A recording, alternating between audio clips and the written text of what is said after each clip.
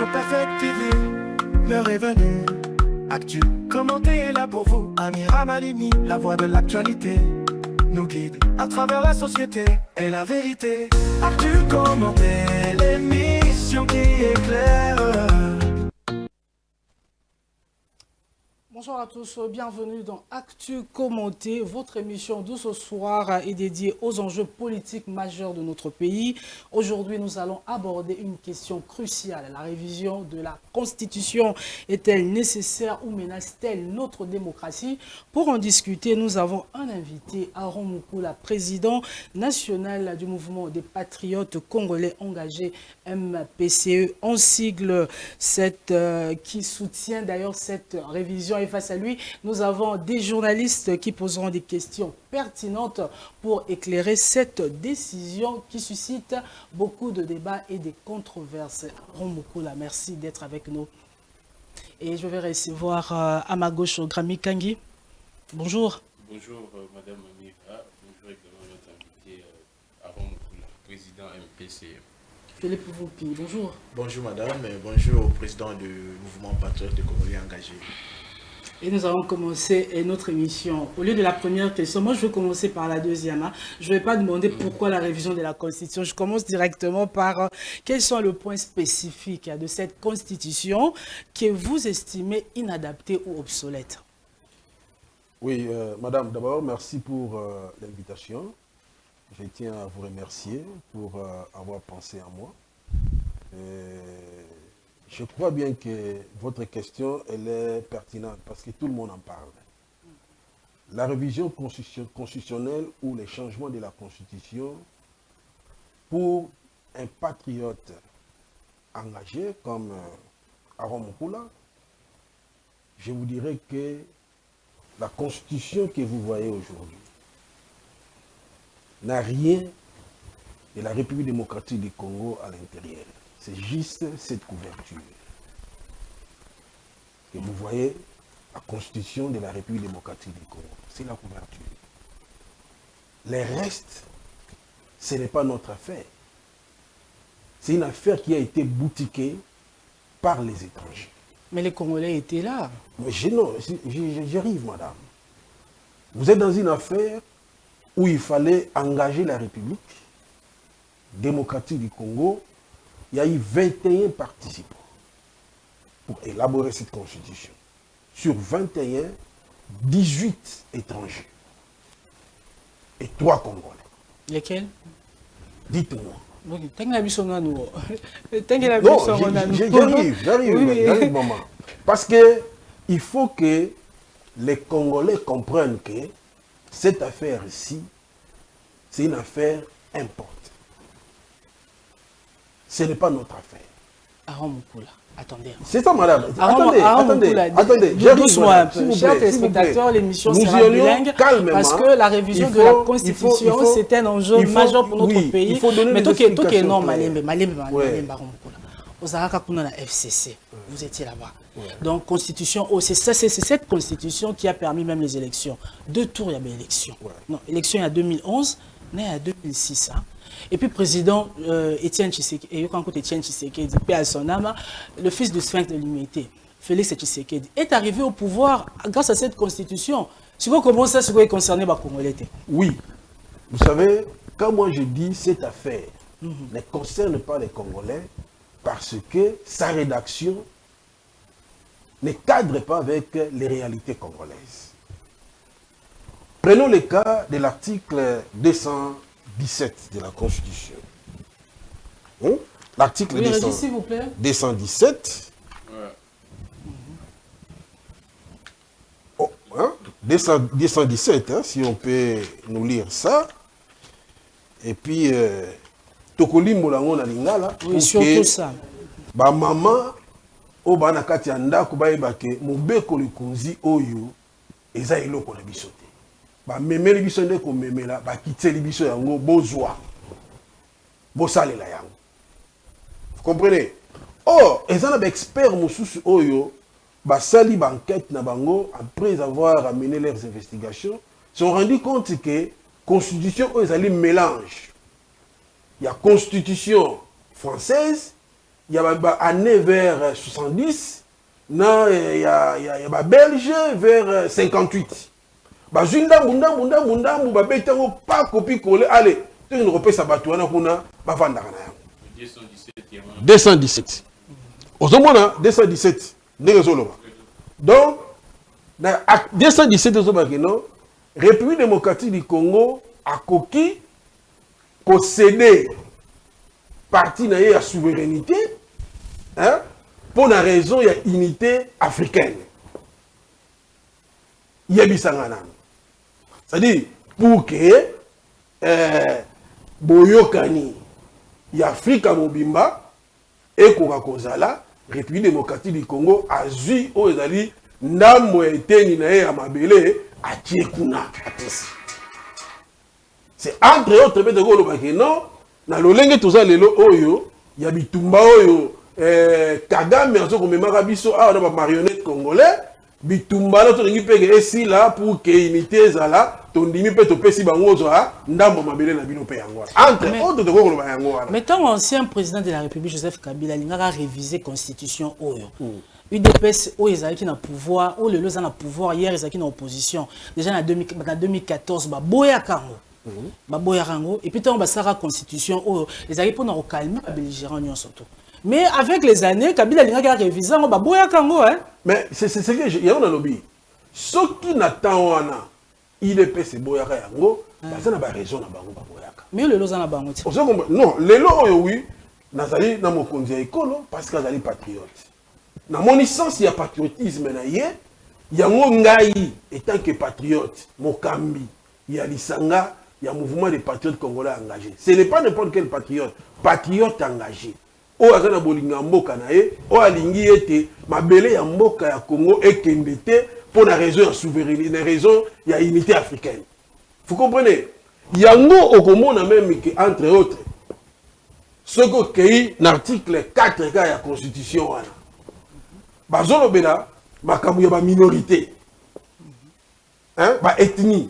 Bah, ethnie n'a pas combien. Je crois qu'il y a des 400 et quelques ethnies dans 450. Mais maintenant, il faut qu'on protéger, qu'on promouvoir les alliés minoritaires. N'est-ce pas pygmée, minoritaire? Non, maman. Si vous savez, pas pygmée minoritaire. Congo, Ndibu, Banani, Yansi, Bunda, Ngole, Banani. C'est-à-dire, l'équipe, non, il y a un moni affaire minembwe et ko bota mana place article wana. Affaire minembwe parce que tant na kati ya mukanda oyo buguli konzi tellement que il faut ko promouvoir, ko protéger aux ali ba minorité na bango na bango basangani ba bimisi aux ali affaire na bango minembwe. Vous comprenez? C'est pour vous dire que moka oyo soki kaka toza na kati ya buku oyo tozotamwana yango ezali lokola poison ya ba congolais. Eza poison ya ba congolais. Esengeli ete ba congolais ngazaki tozaki touti na opposition. Ba tozo mo ba na opposition wana. Baza pour que basa la changement la constitution. Mais tellement ba yebi que dans un régime Tshisekedi ba lingité. Basali ka Tshisekedi pas il y a lobby mais c'est pour vous dire que tout ça qui n'a pas ensemble tout qui botangi botali ko de que non et loko yo eza ba paya eza bisoté et sengeli était toujours loko o ezali na ba réalité na biso moko ba congolais oh biso moko to salela to yebi que biso ba congolais to vivaka boye to vandaka boye to sala ka boye yango ko sala été et bota ezali constitution na biso. Passer la parole à Gramika, il y a une révision de la Constitution. N'est-ce pas qu'ils ont détruit la priorité nationale? En ce moment où le Congolais a pour sa pouvoir la chaîne à Emata. En ce moment où l'infrastructure nous surtout en en ce moment où la population a vraiment que restaurer état de droit, instaurer état de droit. C'est que le peuple d'abord se matérialiser, mais là on révision la Constitution. N'est-ce pas on a des détours? Maman, n'a qu'à si bien que social. État des droits. Nous sommes de l'obité qui est la constitution pour que social et la madame ne faut pas changer de constitution. Tout bon été, mon conseil école Congo akosala mosala na ye lulenge longobani pour que social ya bana mboka ezala malamu. Mais yango empêché te que biso tozali ba patriote to senga que lelo oyo mokanda oyo eza ya biso te elongwa biso moko ba congolais ba d'abord bato oyo ba kene ko sangana pour que basala eloko oyo nana votaka bango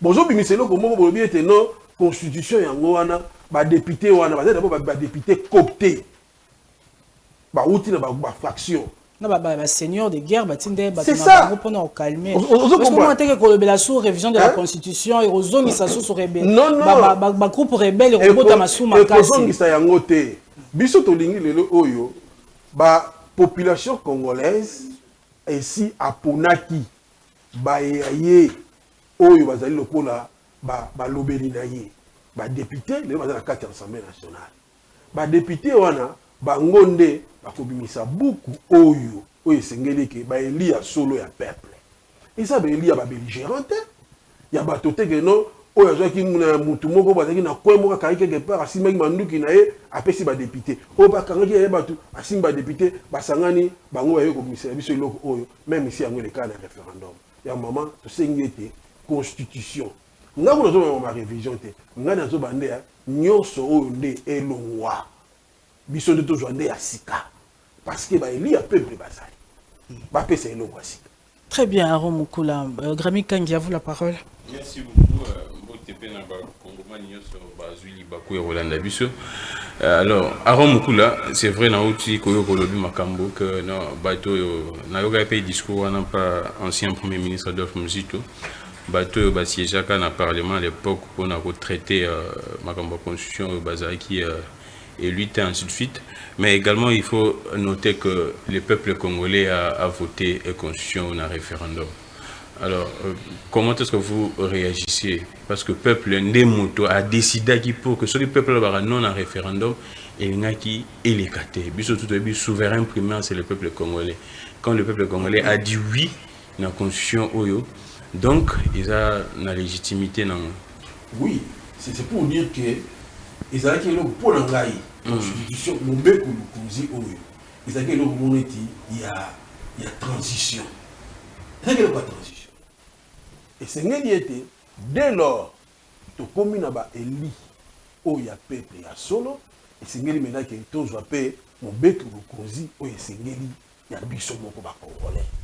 Na tango wana peuple a voté qui oui na référendum. Oui, le peuple a voté dans le référendum, puis c'est peuple là souverain. Si koyo biso ne toujours sensibiliser peuple wana. Pona koyebisa eke mon bec ou le cousin oyo votaka wana. Eza penate na ba réalité na biso ba kongomani. Et sengeli ete tozwa eloko esengeli ya biso. Kaka même peuple wana oya ko comprendre que non eloko ezali ya yete, eza eloko ba mindele bazaki ba sangisa na bango ba imposer biso na kati ya mboka ya Congo pour que biso to saela yango kaka peuple a ko comprendre que non comme eza ya biso te il faut plutôt eloko na biso asika. Peuple a ko makanisi wana. Mais si pour que peuple a ko makanisi wana et sengeli ete bisonde oyo toujours sengeli ko wana déjà biso déjà to tinaki mukana na biso pa ya ministre ya VPM ya intérieur pour na ko senga eke apesa biso mo autorisation pour ete to bana déjà sensibilisation na biso na kati ya terrain to ko bana sensibilisation na kati ya terrain to ko sensibiliser peuple pour que to ramener à comprendre que mon bec ou le cousin d'aller à bisoter tout ça ou à biso mon bacon. On le veut la réalité na mono bandé on une réalité na biso a prise en compte dans la constitution. Alors tu veux qu'on exemple il y a 2-3 réalités. Donc il y a non na quatre constitution mais réalité où il y a biso où ils a prise en compte dans la constitution. Non, mais on est dans réalité c'est que bazwa d'abord ba ethnie surtout bazala ndenge moko. Ethnie sur la ndenge moko. Et ça, la tribu moko batté non, biso tozali mais belé, ba o bateli moké. Non, biso tozali moko. Il faut tenir la même considération. Et puis donc et donc de l'autre to ba que notre réalité sur libanda. Réalité sur les ali que ma belé ya moka ya Congo to ko céder à bata moké. Mais à la constitution ba c'est biso to céder.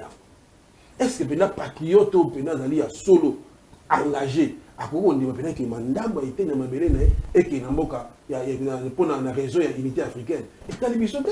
Mais il y a également une vidéo où biso tout yebi sur Kilaka, il y a président de la République où allouant clairement que actuellement to ko weli la ressource makambo mabele te. Je pense que déjà mon amour vidéo ana il y a président actuel à Lobango to ko weli la sur Kamba mabele te. Alors comment vous réagissez face à cette vidéo na argumentaire na?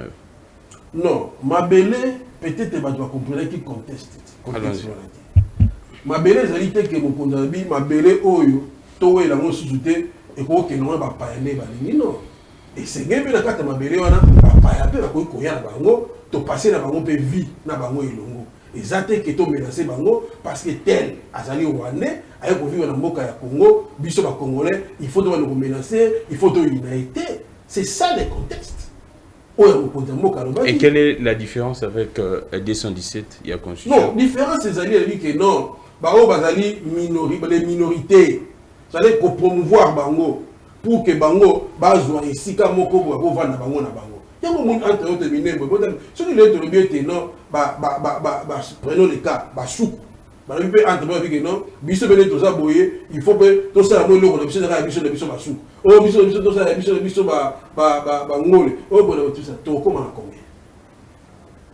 c'est très compliqué.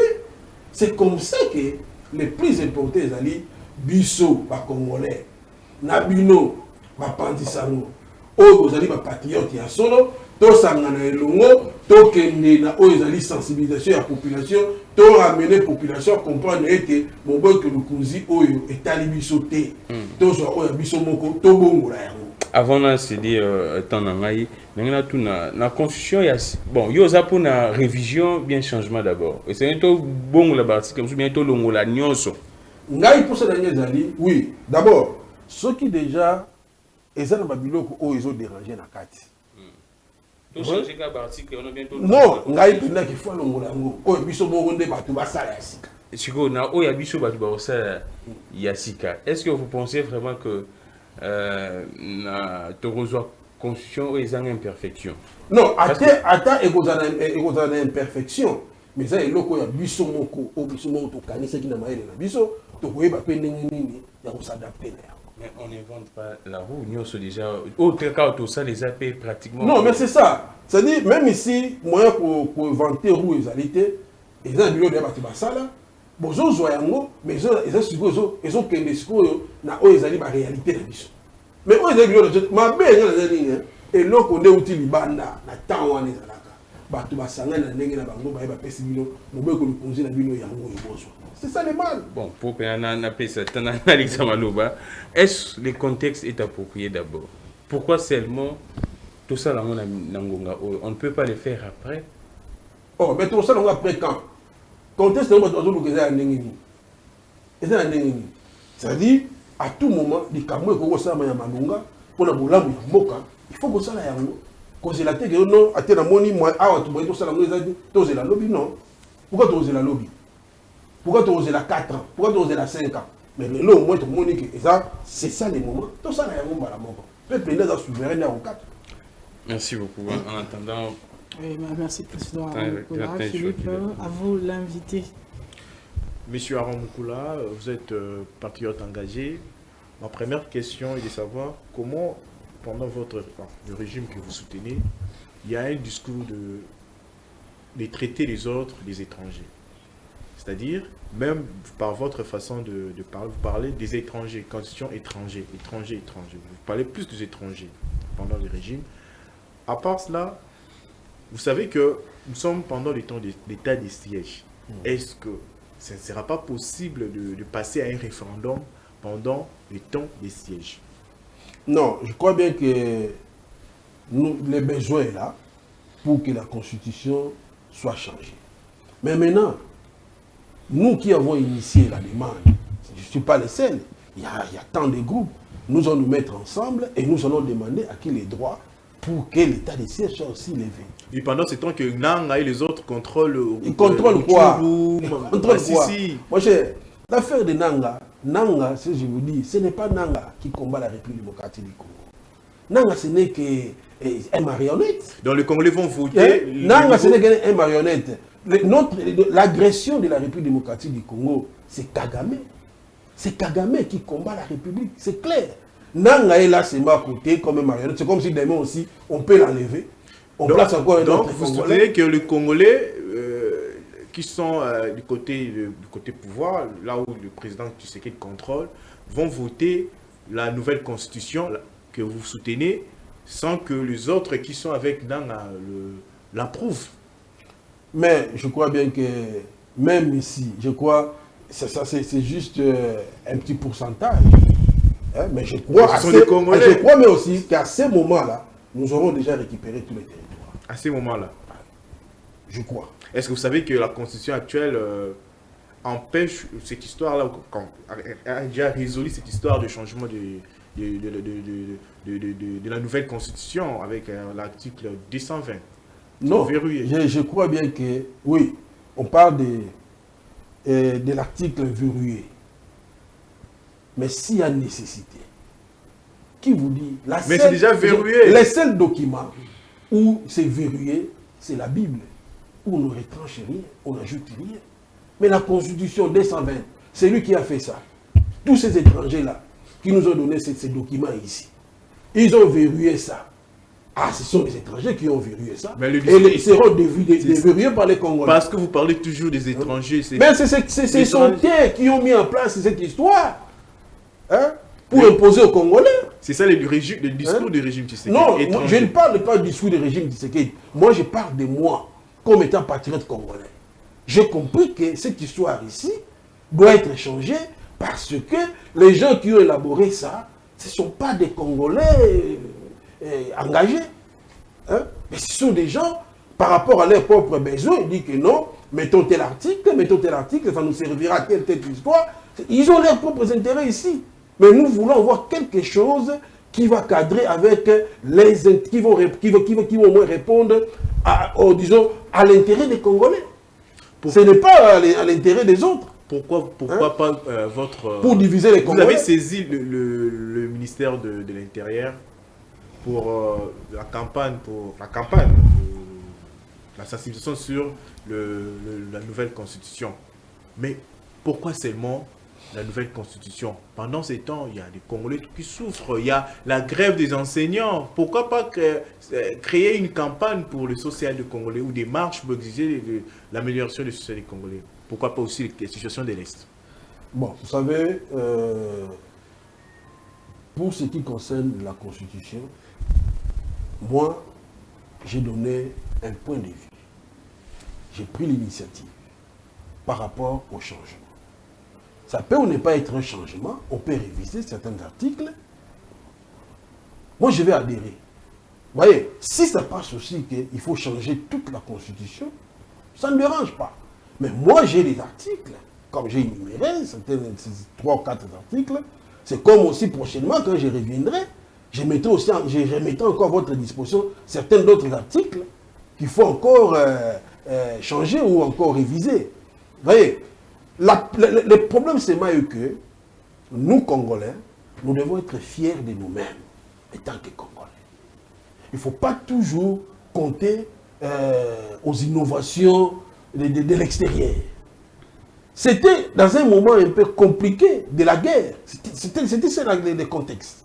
Il fallait mettre tous ces belligérants ensemble pour qu'on ait un parlement ou une assemblée nationale avec des députés cooptés, des choses comme ça. C'était normal, c'était le contexte. Mais ce contexte est déjà passé. Pourquoi nous allons toujours continuer à demeurer dans ce contexte-là? Et pourquoi les gens s'y opposent pour la révision constitutionnelle ou pour le changement de la Constitution? Les changements, ou disons la révision constitutionnelle, et là aussi, malgré cette histoire est compliquée, et que moi j'aime pas ça, mais c'est au moins constitutionnel pour réviser. On n'empêche personne. Il y a même un groupe d'individus, comme moi, oui, au sein des mouvements des patriotes congolais engagés, on peut aussi récolter des signatures. 100 000 signatures, on amène à l'Assemblée nationale, on dépose, et puis les choses évoluent. Ces Congolais-là s'opposent parce que ils ne veulent pas le pouvoir à vie, la présidence à vie. Mais qui vous dit que on sollicite, disons, la révision constitutionnelle ou le changement de la Constitution pour avoir la présidence à vie? Non, c'est pas ça la raison. Les membres de l'UDP, ça l'ont dit plusieurs fois. Bon, je n'ai pas suivi ça, moi je ne sais pas, mais s'il arrivait aujourd'hui que les mandats du président de la République quittent de 5 à 7 ans, est-ce que ça c'est faire un président à vie? Ça dit qu'il y aura toujours des élections qui seront organisées, que les meilleurs gagnent. Ça dérange qui? Pourquoi ne pas attendre 2028? Est-ce que c'est important d'attendre? Pourquoi pas commencer maintenant? Le président a gagné haut la main, 73% aux élections. Il a le Parlement. Il n'a pas besoin de réviser la Constitution. Maintenant, il peut travailler et arriver en 2028. La révision de la Constitution commence avec un nouveau président. Bon. Avec son poulain, par exemple, qui va remporter les élections. Moi, je n'ai pas entendu le président de la République parler du changement de la Constitution. Je n'ai pas entendu ça. Mais au moins, nous, les patriotes congolais engagés, nous voulons l'aider comme étant patriotes pour qu'on arrive à changer ça. Ou encore à réviser. C'est ça. Mais de lui-même, je ne sais pas. Si quelque part, vous l'avez entendu, moi je n'ai pas entendu parler du président Tshisekedi dire que non, je veux que cette constitution change, je veux qu'on révise la constitution. Quand déjà c'est le numéro 1 de son parti politique. Non, mais si c'est sur le numéro 1 de son parti politique, là, nous c'est un Congolais comme tous les autres Congolais. Le président de la République ne va pas l'empêcher. Hein? Si aujourd'hui le peuple congolais adhère à cela, c'est une bonne chose. Et lorsque si les Congolais ne veulent pas ça, si les Congolais ne veulent pas qu'on révise la Constitution, c'est la démocratie. Mais si Augustin Kabouya parle de la révision constitutionnelle, il est Congolais comme tous les autres Congolais. Vous voulez seulement écouter les opposants? Et si le régime ne peut pas parler. Mais là, où est la place de la démocratie? Mais justement, cette révision de la Constitution, c'est une menace pour notre démocratie. Non, ce n'est pas une menace. Ce n'est pas une menace. Ce n'est pas une menace. Voilà. On a menacé qui? Parce qu'aujourd'hui, vous semblez oublier une chose. Tous ces belligérants, Moussous Batika est en opposition, Moussous va se retrouver dans la union sacrée avec Félix Tshisekedi. Révision à la Constitution, belligérant, est-ce que il ne faut pas non plus oublier que Bunagana n'est pas sous le contrôle de notre armée. Est-ce qu'il y a aussi risque de la balkanisation avec cette histoire de la révision de la Constitution? Non, moi je crois bien que balkaniser la République démocratique du Congo, nous sommes contre. Nous, les patriotes congolais engagés. Mais les patriotes, nous récupérons en côté. Non, mais l'armée, notre armée. Mais jusque-là, nous récupérons. L'armée, Kobunda, et Kosala Moussala, tu as récupéré en haut. Nous colonie. Tu as récupéré en haut. Nous comme sous par la foi. Si c'est pas l'histoire de la. Il y a un autre qui mais tout le temps, pour ça, nous casse que l'armée, ils ont dit armée à la patriote, Kobunda. Bon, si les gens ont dit que non. De récupérer le territoire. Mais justement, tout le monde a récupéré. Mais on a lobby. Oui, tout le monde a récupéré. On a lancé une campagne à révision à la Constitution. Pourquoi ne pas lancer une campagne justement pour matisser ça? Budget ou armée. Et ça m'a bêté. Territoire occupé, et qu'on s'en a récupéré, comme peut on récupérer en Ondelo, cela ne nous empêche pas pour que tu aies la révision constitutionnelle ou encore un changement constitutionnel. Et Kanibison est là au mon côté. En d'autres termes, nous avons approuvé la révision à la Constitution. Nous avons membre il y a union sacrée pour respecter la même Constitution en côté. Pour respecter en côté parce que la Constitution déjà et le dit qu'on ne peut pas parler de révision de Constitution, on ne peut pas parler de changement de Constitution tant que territoire, tant que état de siège est à Katsamboka. Non, ah ouais, tout ça oui. Oh ils ont dit sur les obéis il y a ma canisse, il y a ma bazar la popesa. Que toque une. Mais ça l'a mis dans noté. Mais si on récolté ça, on marcher sur la Constitution. Ceux qui ont récolté, tu as dans mon conduit à l'école, on a des députés pour que l'état de siège, ils en a levé. Mais l'état de siège, on a pas norme. Mais justement, puisque tout font la parenthèse à l'état de siège, tout le monde état de siège, malgré l'opposition, justement, il y a des députés. Les députés, qui élu tout, qui coopté, les députés, le but 3 ans, il y a état de siège, et ils ont prorogé, mais résultat, bilan malamou et zaté. Mais Parlement, marché sur bango Sénat et marché sur bango va continuer à proroger nani état de siège wana. Et puis aujourd'hui nous bolobla maramba révision constitution. Au moment ba député baza kuna ba yebi ba réalité akuna balobi bolongo l'état de siège wana bolingo longo la ngote. Réaction des années par rapport à ça. Non, nakanisi bien que mokonzi ya ekolo azaki likanisi wana ayebi le pourquoi azaki likanisi wana. Mingi ata oyebi eza na ba député o balingi te il faut que balongo l'état de siège. Bango nyonso ba député nyonso. Non, je ne pense pas que bango nyonso. Bango nyonso. Eza na ndambo ba député comme ba mosusu pe baza contre. Et loko ezaka ezali que je crois bien toza na hotel yango ndenge ezoke. Et loko nyonso tout ebota ba mbuma na yango malem. Mais il faut que biso ba congolais to comprendre que mabele wana kuna eza ya biso. Il faut to bundela yango. En lieu et place qu'à tout moment il y a s'opposer à la makambo belé, il faut même que une fois président Mbosso tangazaki na tête ensemble bakango abi que non bolongo wana groupe. Mais procureur pas salarié lo terme ba pour ça les maraté lo. Ya na lobi boye, ya lobaka yango. Et ça na batu belé pe ndenge président Mbosso lobaki. Yemba loba makambo wana, eza na batu mingi bana sima biloko wana. Yebisanga makambo ko ekele liboso ndenge ni. Mais le plus important c'est que un jour tout na kati ya mboka oyo malema tozo kende batu oyo bazali contre république to kende ko dictateur bango moko ti ete mboka oyo et ozonga pena na sens normal avec un bon sens et ma patriote beaucoup ils ont à la sens normal gramique. Alors makasi ya terrain aux arena peuple, est-ce pensez-vous vraiment que le peuple est d'accord dans la démarche oyo? Est-ce que vous analysez, vous prenez en compte risque qui pourrait arriver après démarche ou bien à lancement de démarche? Vous savez, la première fois, quand je parlais de la révision constitutionnelle, j'ai reçu beaucoup de gens chez moi à la maison qui ont suivi ça. Ils sont venus me voir et pour m'encourager. Aller de l'avant avec cette démarche-là. Nous voulons voir notre propre constitution. Est-ce qu'il y a moyen de nous expliquer qu'est-ce qu'il y a des problèmes dans cette constitution? Comme je l'ai dit ici, j'ai soulevé certains articles. Et les groupes, des gens qui sont venus me voir, m'ont encouragé. Ils m'ont dit, en tout cas, c'est un document élaboré par les étrangers, car bien nous les utilisons aujourd'hui, il faut les modifier. Voyez, pour que les Congolais adhèrent à cette idée de la révision constitutionnelle ou encore son changement, ça ne demande pas beaucoup de choses.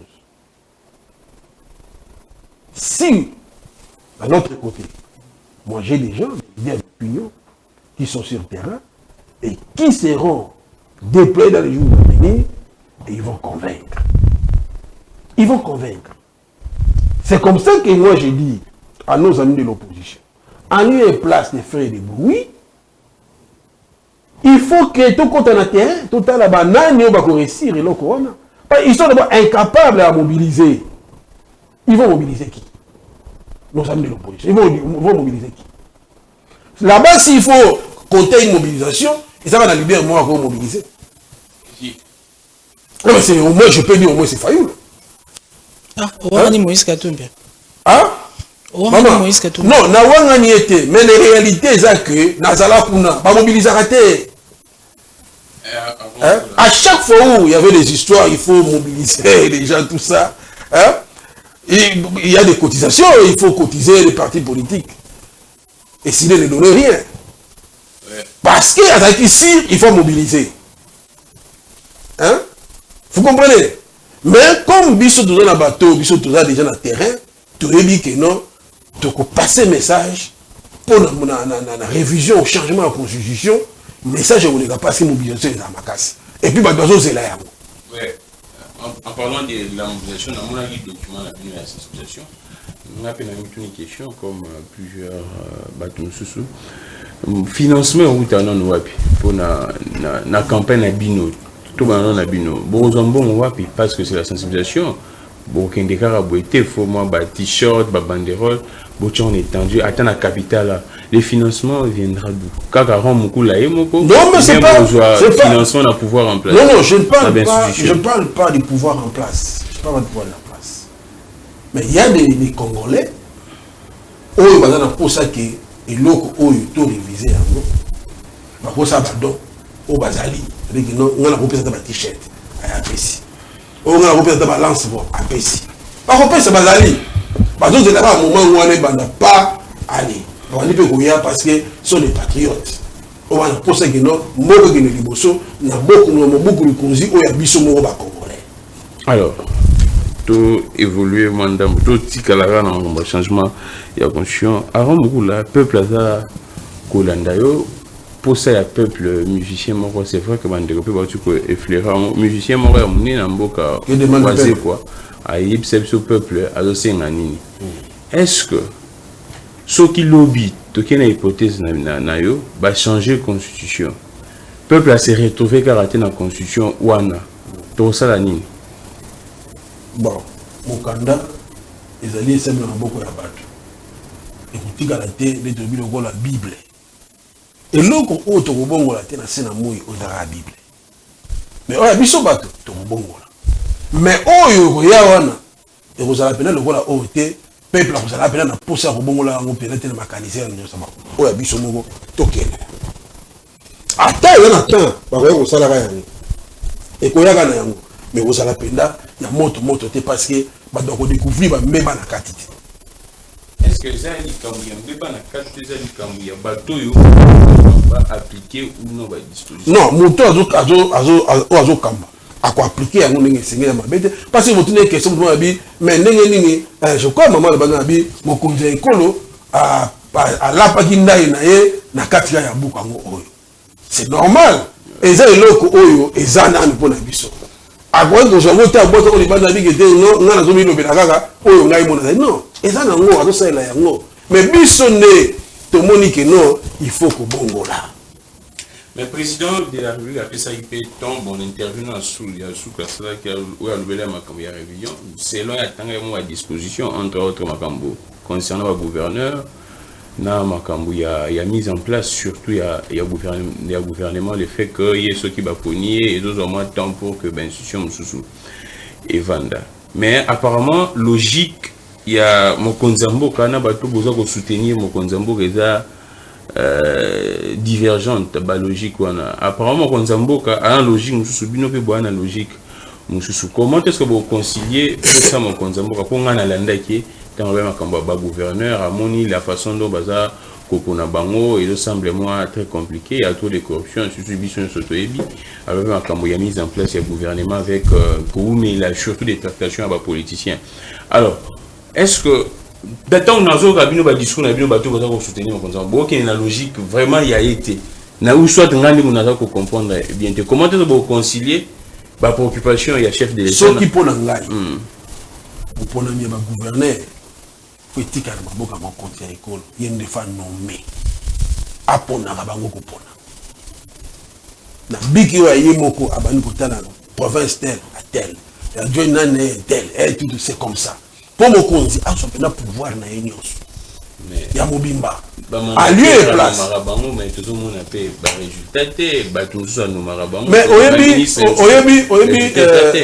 changera quoi si on met et loko mususu badabo ça na bazali ezake Mokonzi Ekolo oui c'est lui des garants de la nation Mokonzi Ekolo akoki komi katate akomi mandataire ya DGI bien à contrôler vous comprenez aussi c'est-à-dire nde balobaka babotaka mwana kasi babota motema na ete vous avez choisi quelqu'un pour le placer na ministère moko songolo oyebi ba qualité na yemala mais tant akomi kuna akomi kosala bambeba na ye yebisa ngai c'est vrai eza ngai bunaponaki ye bato bakolobela ngai mais eza te ke ngai naponaki natindaki ye mpasa na eloko wana vous comprenez le chef de l'état tant azopona bato oui ayebi ke nona poni gramique oyo natindi wana nazali congolais fa défendre couleur ya mboka na esika na makambo etambola malamu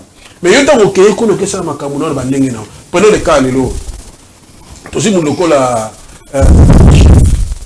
immeuble oh ya tongi wana je crois c'est 8 niveaux et c'est 8 millions quelque chose t'as immeuble intelligent 10 niveaux je crois nabi de ce combien de niveaux mais 41 millions. Comparons plutôt dans un centre financier ou non de Silité. Non. Comparé dans un centre financier. Comparons dans un centre financier. Vous comprenez, madame.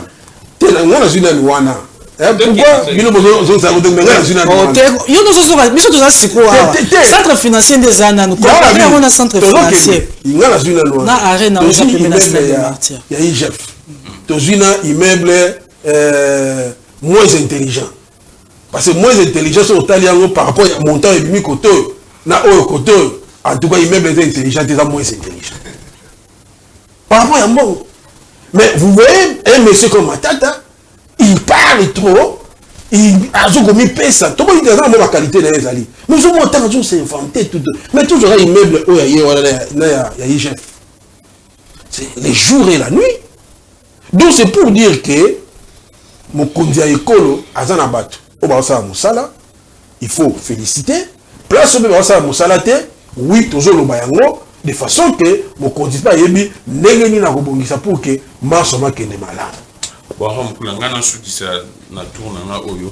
Est-ce que vous avez comme on a été vous avez comme maman Konzamboka na distraction, bino bateau vous avez soutenir parce que au lieu mon Konzamboka à réfléchir, c'est vrai que moi également hier je suivi les porte-parole du gouvernement à RFI, alors clairement la question il y a révision soit un changement il y a l'ordre du jour dans le gouvernement.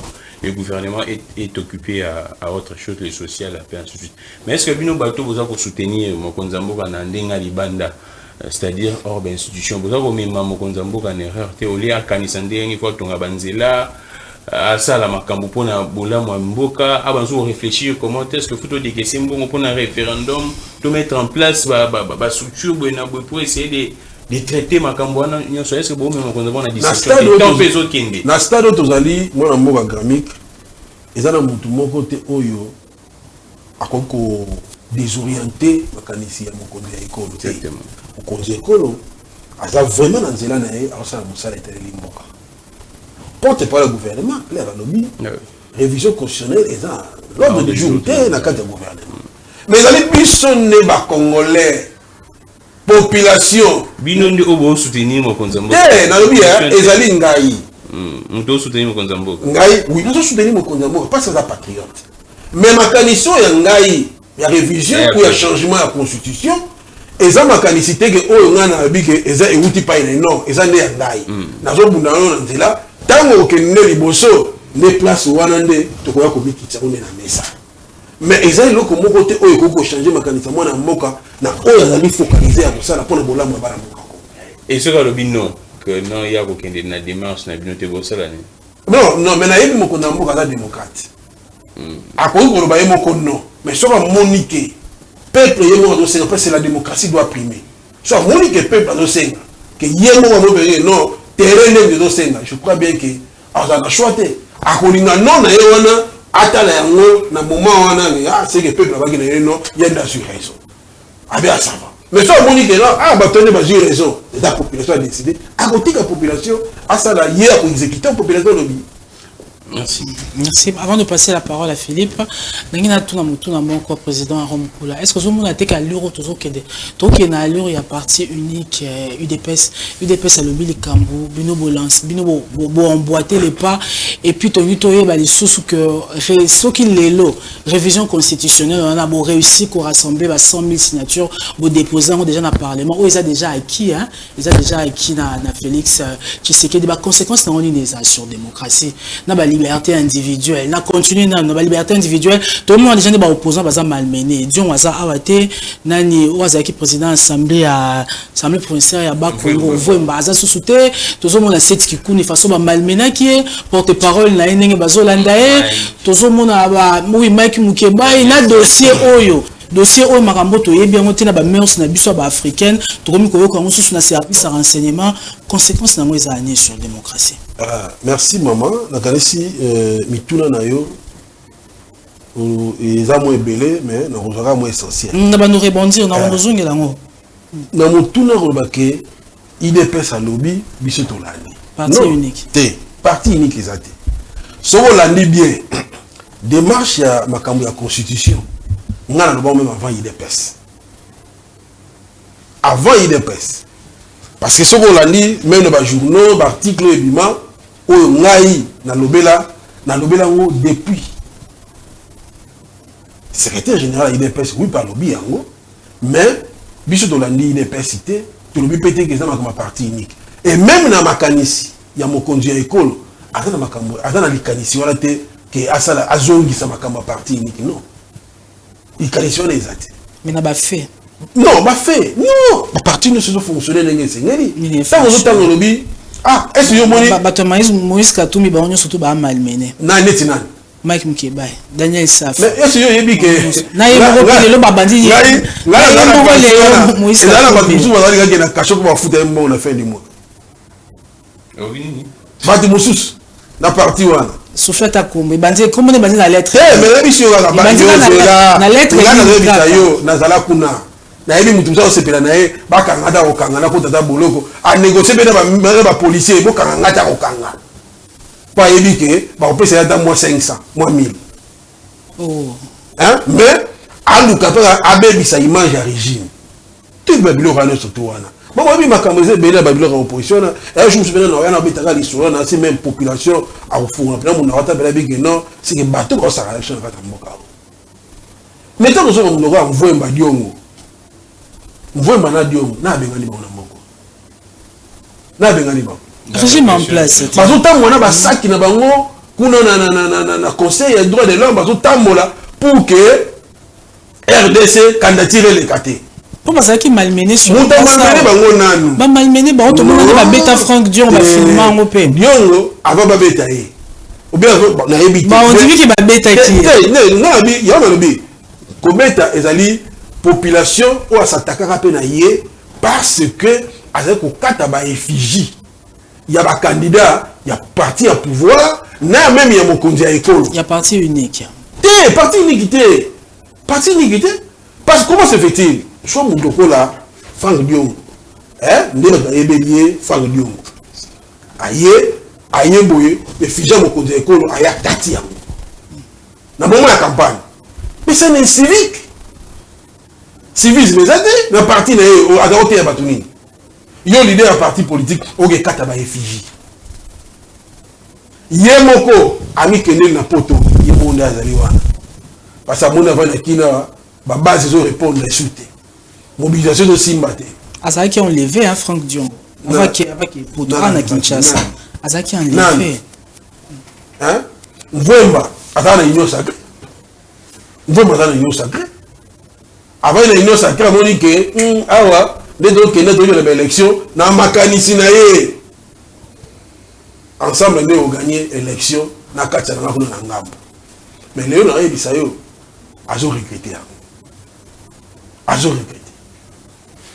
mais c'est déjà tard comprenez donc c'est pour dire que Diongo Vwemba Daniel Safo, Mike Mukeba, c'est bawana na bako wa soit disant ba quel exil et dans le moko atini ba exil azati ba répression à régime té peso et ça le loko moko té maman bazo marcher sur liberté individuelle voyant que ne ba kei kuna ba ko faire échouer candidature à RDC na conseil il y a droit de l'homme mais échec wana et lati ba mo na kata nzoto vous comprenez Mike Mukeba bien de Bissafou et consort. Je crois bien que l'on est plus important d'aller Futoza, Totozela. Tu vois les canards, justice et ça les Camerounais. Avant, surtout, on va quoi que ce soit. Ce qui est été, et l'eau, ma bé, Moutouana Salaki, Namboka. Tout un exemple, là, au Moko. Moutouana Mouki na Tongo, pour critiquer mon conduit Mboka, ma bête. Prenons que, au comique, au finga, au conduit Mboka. Au bé, comme le babilo, au Moko, il y a ba école, et tout ça. Donc, il y a un moto, il y a créé une guerre ethnique dans le Mboka. Le langage est l'engouana. Quand on pose opposant, on va dire que le Sabilo est l'engouana, on va dire Maboko. Mais UDP ça fait pire, hein? Non, mais c'est ça. UDP ça fait pire. Et ça, il y a des personnes à Kota Boloko. na mabe o basala na kati ya mboka bakota. Le vieux Étienne a Kotaraté, il parvient à dire à un président de la République, ligotez-le, ligotez-le, le président de la République. Combien de fois, basala ba ça ba ma ya moto ba nini nyo surtout. Maintenant le ba ligoté Kabila Kamisa a été et aujourd'hui attends tout moroté opposant moroté zone babo qui ligoté Félix Tshisekedi boye la ngai awa. Bon moi l'opposant le bi que bo ligoté Félix Tshisekedi. T'es opposant moi le bien côté mais bon bidon na bango na kati opposition ba le ba ngo ba kana bango te. Non mais c'est normal. Et les cas na yango oyo ko leka na ndenge moko muta le bien bi que non ligoté. Et c'est ligoté ça insulte. Hein? Ligoté ça insulte. Révision constitutionnelle sur les approuvé au déranger démocratie. Attends mon quête, c'est d'ailleurs la démocratie est primée. La liberté individuelle les a respectée. Oh, mais ça va toujours respecter, peu vous allez respecter. Sauf que si vous allez des dérapages, tout ça des dérapages. Prenons les cas que Moutaye, ok, vous violez moi là-bas. Et c'est un exemple. Vous avez opposé, vous violez, comme vous violez, bah Kangio, on est dans des droits de l'homme. Vous avez opposé, ok, nani aérodrome moko boye batika ya karaoke wani kobongisa yango obtenir azana autorisation nyonso hein non wapi azana autorisation nyonso azana ngoi eza wapi abondi ba autorisation nyonso ya wapi wana ba wapi est-ce que bino la presse fa bon la exhibition ko tomona to l'accès ta la autorisation na yango yo utena RVA ba pesa ile tout ça non je crois bien que ba biloko wana eza biloko ezozo samboka sima. Même si vous êtes opposant, ça la makambo est dans moko ya bien et que dans mon père malamu, ça m'embête. Même si bazawana, parce que na kata union sacrée non? Bon bini la kata union sacrée, poser na kata opposition. On les a engagés ya Katumba sala na ndengwana. Donc à Koti à Bini, dans c'est-à-dire à Longoli, à Zongi mazana ndengwana. Yé, ça c'est normal. Non mais c'est un cahier de charge na les respect. T'es à Ozonga sous. Attends ndengwana Ozonga. Aozonga. Ah, Alobiki Aozonga. Ok, Philippe Vumpi, il faut l'inviter. Question tout dans mon corps, c'est pourquoi ni pesi makasi na campagne oyo mouvement na yo yomoko est-ce que ça c'est pas pour positionnement politique?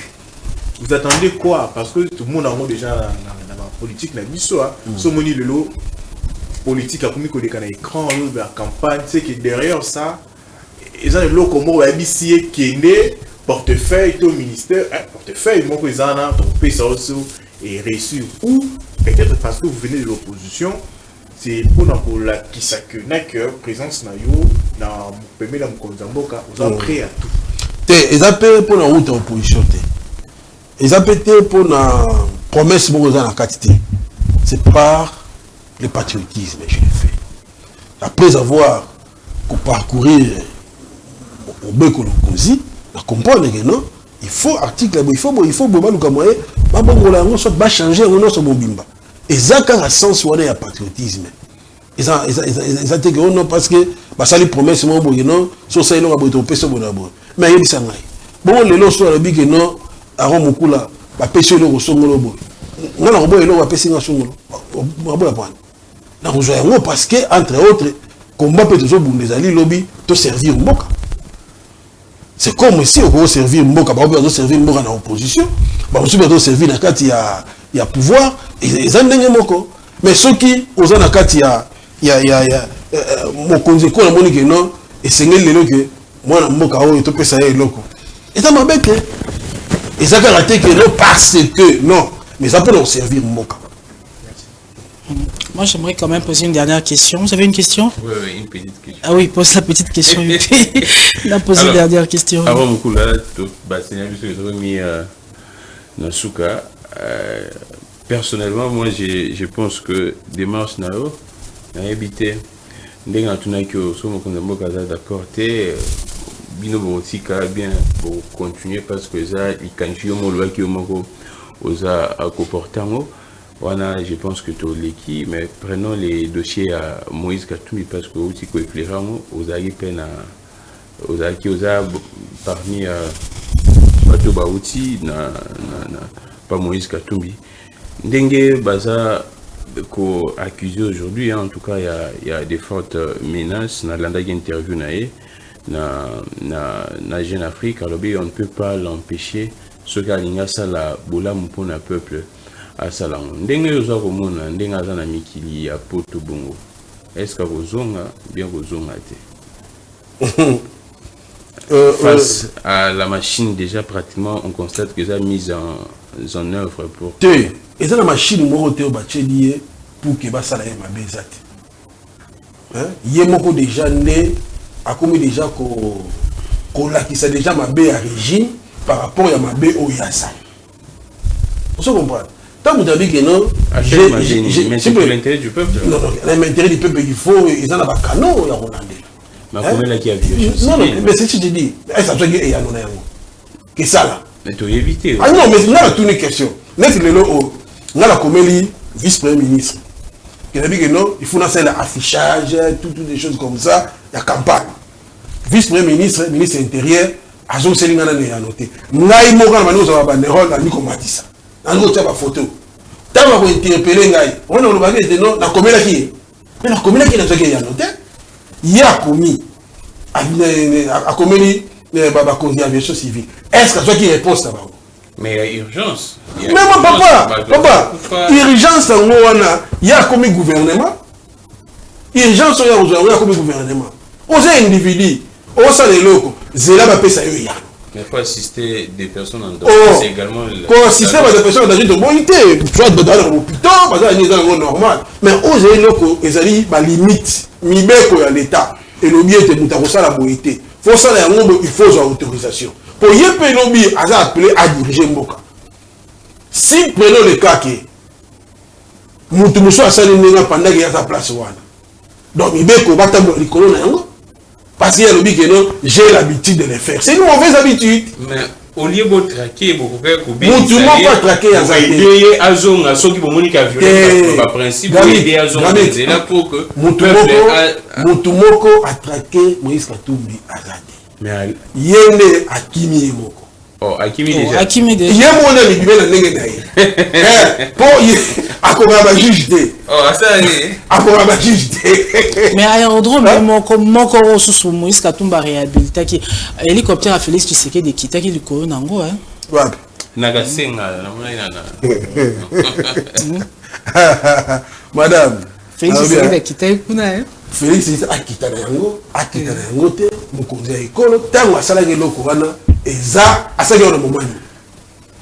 Mais après Misala, non, même si après Misala. Pourquoi qu'on prête l'intention? Et ça, le a prêté. Procès d'intention. Moi, je suis à moi la moka.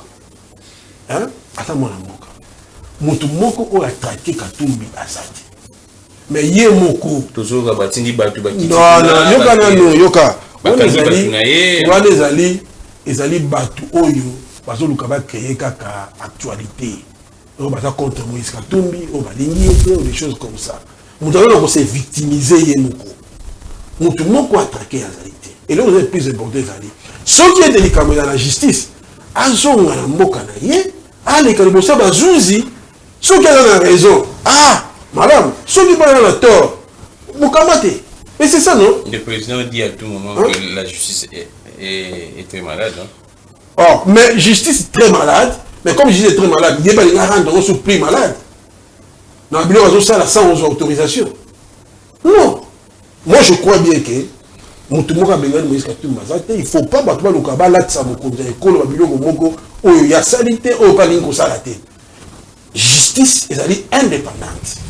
Moi, Moïse Katumbi, ceux qui va bien essayer et que les logos sont il faut répondre à Yazongi na Moka na a te no moza na ngote azuta mwana na éviter pas ça zali azongi na tambola na ceux qui ont dit que awa ozonga na Moka na azonga mais il tellement à ça bani ko se victimiser yemoko amoni que awa na mi kende na déjà libanda kuna Moka akenda ka ndenge wana ka ndenge azali na kabila ndenge akendaka ndenge mais Moïse Katumbi azalaki na union sacrée avec Félix Tshisekedi donc ayebi déjà système il y a union sacrée qui fonctionne donc l'homme prudent voit le mal de loin n'est-ce pas donc on a monté maman wana ezali ba makanisi ya mabe ya bato mokonzi ya ekolo ndenge azotambusa mboka aza contre-opposant mon côté. Aza contre-opposant mon côté. Yo soyoki mokonzi ekolo abike kangelanga moto te. Alobi yango wapi? Akotika koloba yango te parce que aza na souci. Mais surtout tolandeli chronologie des faits. Tolandeli chronologie des faits. Mutokwa muto a décidé Martin Fayulu comme azana est contre révision à constitution te yazane tranquille mais kolom tozo embêté ne Martin Fayulu te nani Adolphe Muzito bazo embêté pété nani ba o bazana poto ba o bazana poto Kabila babanda il boso non ko déranger Kabila pas garder silence pas tout le monde comme Moïse Katumbi et puis pas débat ba mo comme l'ancien révision à constitution n'est-ce pas que révision à la constitution et car juste et un prétexte il diminuer ma contre-pouvoir te wana penda bato kanisa na lolenge ya mabe parce que révision constitutionnelle soki ezalaki kotraquer baopposant bo bazoboya yango soit oyo baza contre yango soki ewutaki na monoko ya mokonzi ekolo koloba ete il faut te réviser constitution il faut atinda na mukambo dans un ballon d'essai abengi na muto aza extérieur abandi na yo asali ballon d'essai et puis ballon d'essai c'est salami to siko Augustin Kabila siko a se déclarer mokonzi ekolo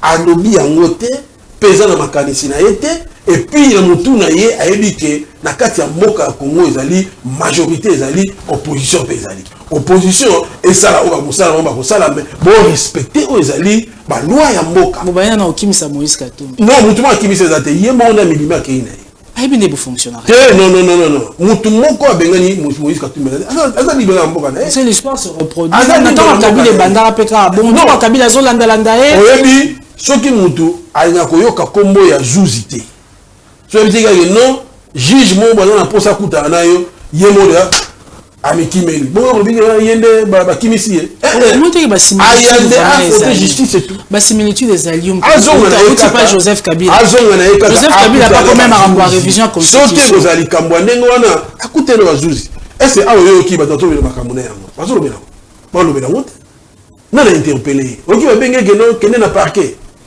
bien procureur a communiqué que y a un répondre le pasteur et là pour mon côté kaka ye mora bimi kuna abandi déjà bon abiso comment on fonctionne na ba réseaux sociaux et comment on bataka na ba réseaux sociaux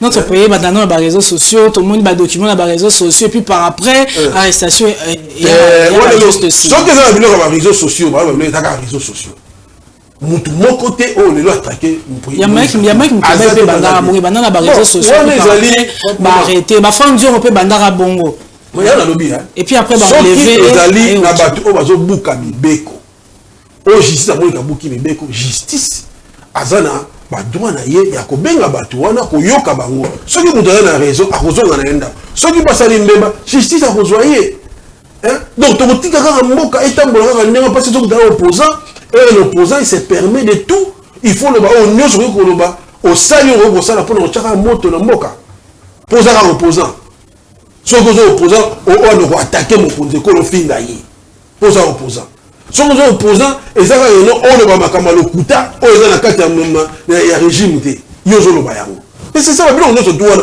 ta ba ko benga yo ba de loko tel ya ko prouver biso ya ko se za no lenga ndengwa c'est ça pour ça ba zuzi il doit prouver ce que les années ok mais ce que les années on le met dans le couta au enfin nous sommes arrivés à la fin président Aron Mukula votre mot votre dernier mot dernier mot na ngeza kaka toujours senga na ba association nyonso zali ba patriote baya to sangana elongo po ete to bunda na maimataleli révision ou changement de la constitution total la malam parce que ça na babilo za na kati kuna ezopesa elengite eza leloko moko te ba bakio non bolanda te ba doza juki ki cadena atia eza na cadena ba okangate cadena eza te za ka polele za ko fungwama cadena eza la kate eza la cadena moko te donc eza yango polele comme eza polele to ko fungula yango pe ndenge peuple a ko décider pour que marche kende ndenge peuple za ko senga yenda za souverain c'est ça. Merci Aaron Mukula. Et nous sommes arrivés vraiment à la fin de cette émission. Aaron Mukula, président du mouvement des patriotes congolais engagés MPCE en Sida Lobiete, constitution dans la fongola te eza ya kufungola. Donc population, vous voyez déjà que révision à constitution eza kolobama peut-être que bientôt ba récolter 100 000 signatures ou azo approuvé na o baza d'accord na ngote boye déjà na constitution. L'Union européenne envoie baba ya awa bango pe ba ya to bundala bango baza contre biso pour total la paix mais le peuple là. Et bah on va à l'étranger comme les Congolais qui ont voté aussi Félix Tshisekedi à l'étranger hein. On peut voter contre la révision de la constitution qu'on a à l'étranger. D'accord, c'est sur cette note que nous bouclons Actu Commenté. Merci de nous avoir suivis. Nous allons nous retrouver la semaine prochaine pour un nouveau numéro de votre émission Actu Commenté. Merci.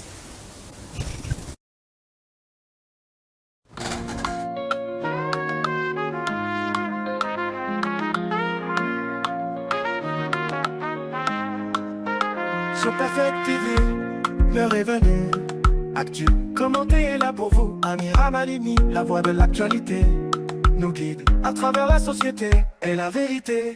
Actu Commenté, l'émission qui éclaire sur la RDC. Chaque aspect, chaque lumière. Jeudi à 18h15, ne manquez pas. Rediffusion dimanche à 21h, soyez là.